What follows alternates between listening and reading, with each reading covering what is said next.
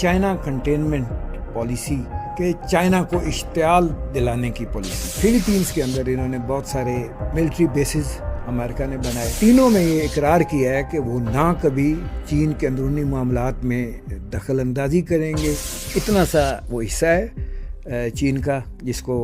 Taiwan कहते हैं, उस पर काबू मिलिटरीली करना ये घंटों की बात है। थर्ड वर्ल्ड वार या फोर्थ वर्ल्ड वार नहीं, फिर ये end of the world war हो।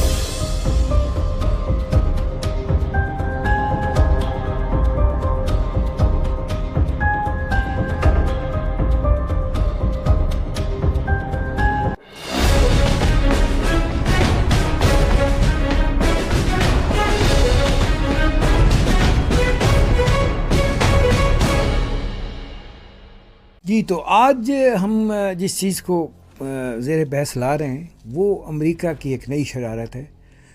अमेरिका बिलखसूस इसकी intelligence agency, central intelligence agency CIA, वो बहुत सालों से चाइना कंटेनमेंट पॉलिसी के तहत मुख्तलिफ साजिशें या शरारतें जो भी कह लें वो करता रहता है। चाइना कंटेनमेंट पॉलिसी है कि चाइना को इश्तियाल दिलाने की पॉलिसी। कुछ ना कुछ ऐसा करो जिससे चाइना मुश्तिल हो और कुछ ना कुछ ऐसा करे कि उसको आप दुनिया में फिर गंदा करें या किसी जगह ट्रैप करें। तो ये चाइना कंटेनमेंट पॉलिसी में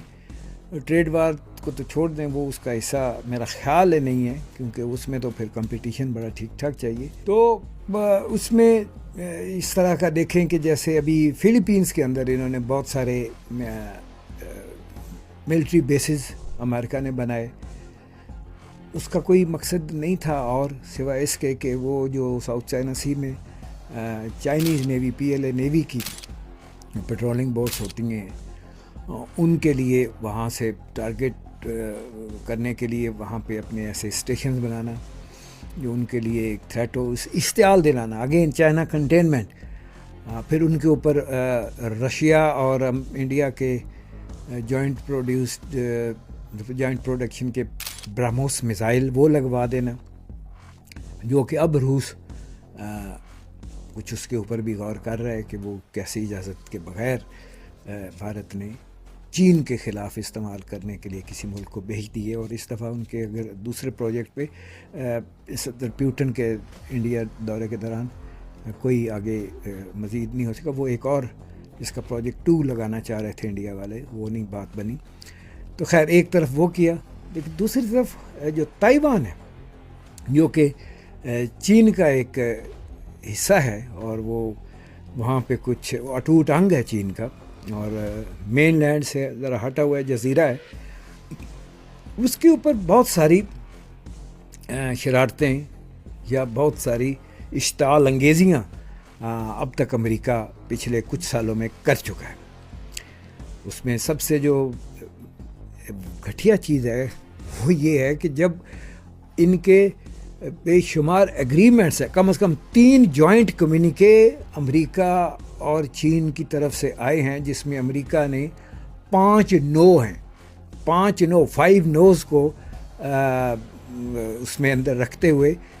तीनों में ये इकरार किया है कि वो ना कभी चीन के अंदरूनी मामलात में दखल अंदाजी करेंगे,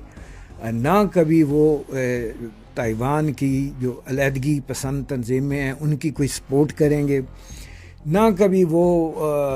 चीन की वन चाइना पॉलिसी या वन चाइना प्रिंसिपल है उसके अगेंस्ट जाएंगे और इस तरह के ये, और ना कभी किसी ऐसे रास्ते पे जाएंगे जिससे अमेरिका और चीन का कोई अस्करी तसादम हो या आर्म्ड क्लैश हो। तो दीज 5 नोज़ इनको उन्होंने आहिस्ता आहिस्ता जो है इन तीनों एग्रीमेंट जो US स्टेट डिपार्टमेंट और many other departments of United states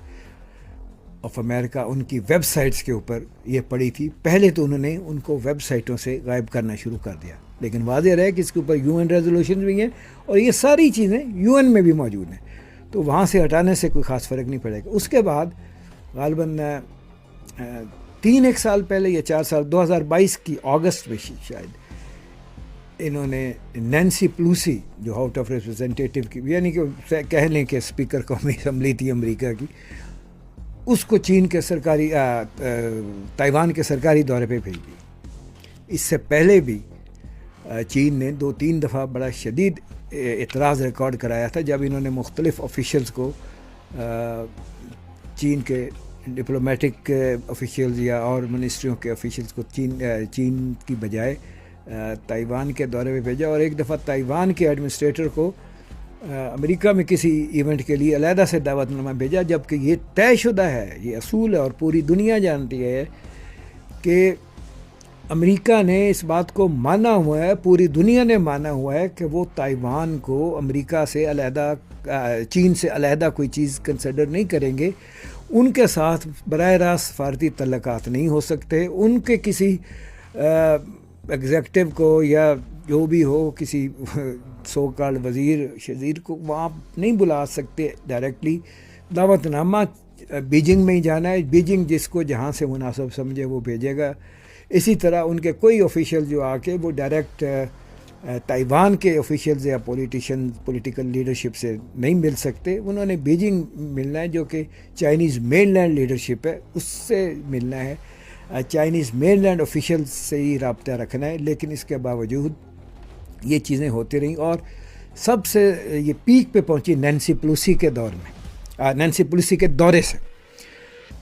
اب نینسی پیلوسی کا دورہ ہوا، چین نے بہت تحمل کا مظاہرہ کیا پوری دنیا سے. آسٹریلیا کے سابق وزیر اعظم ہوں یا کچھ اور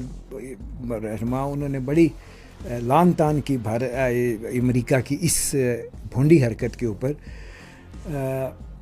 وہ بات ختم ہوگی. اس کے علاوہ گاہے بگاہے امریکہ کوئی اسلحے کے لیے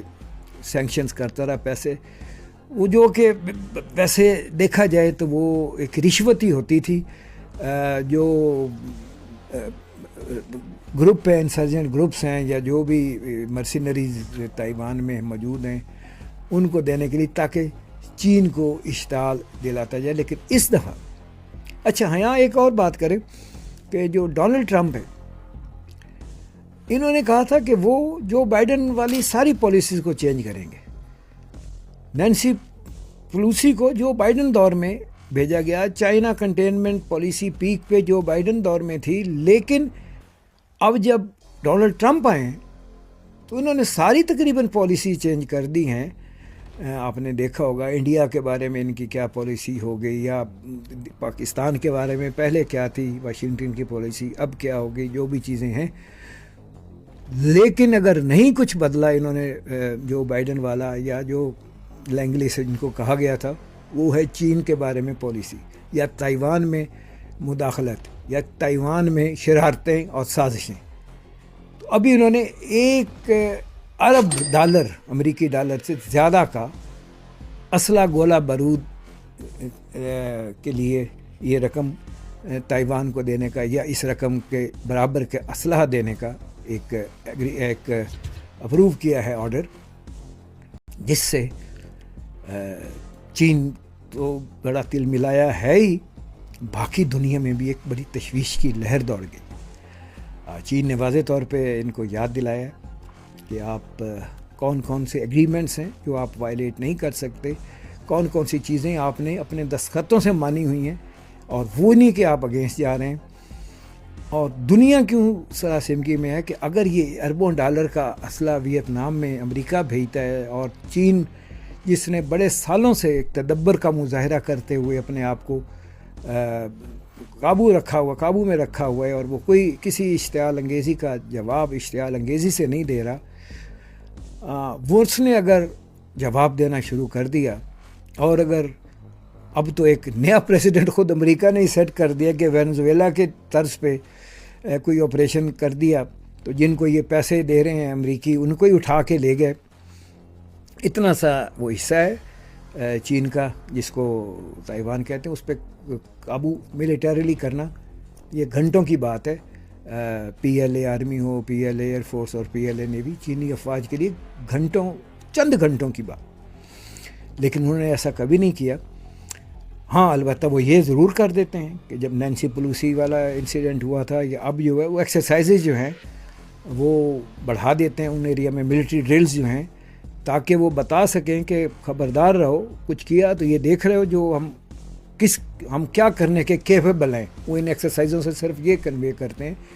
کہ کوئی بے وقوفی مت کرنا، کوئی مس ایڈونچر مت کرنا. تو اس دفعہ بھی ان کی یہ رائٹ فل اپنے ایریاز میں یا اپنے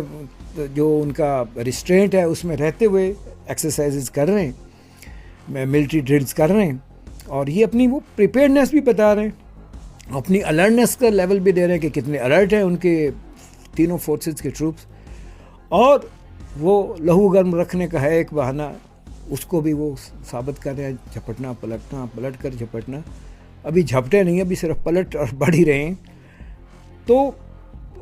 دنیا کو یہ لگتا ہے کہ اگر یہ چیز بڑھتی ہوئی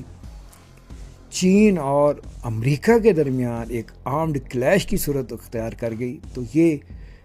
اس کا کسی خطے تک اثر محدود نہیں رہے گا،